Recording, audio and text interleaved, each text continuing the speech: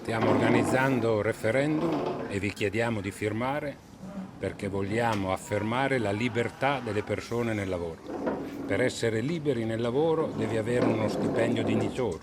non devi essere precario, devi poter lavorare senza correre il rischio di morire o di infortunarti. Con i nostri referendum noi vogliamo cancellare le leggi sbagliate che negli ultimi 20-25 anni sono state fatte per tutelare meglio la salute, per superare la precarietà, per ripristinare l'articolo 18 che è stato cancellato nel 2015 e che serve per dare libertà alle persone di fronte ai licenziamenti ingiusti. E per questa ragione chiediamo a tutti i cittadini e tutte le cittadine di firmare e di essere pronti tra un anno ad andare a votare per cancellare queste leggi e per mandare un messaggio chiaro. Il mondo del lavoro vuole essere ascoltato, deve avere diritti e deve avere tutele, e le tutele e i diritti devono riguardare tutte le persone che per vivere hanno bisogno di lavorare, a prescindere dal rapporto di lavoro che hanno. Quindi è una battaglia per la libertà nel lavoro, per la giustizia sociale e per rimettere al centro il lavoro e le persone e non il profitto e non semplicemente il mercato sregolato che ha prodotto appalti, subappalti, sottoappalti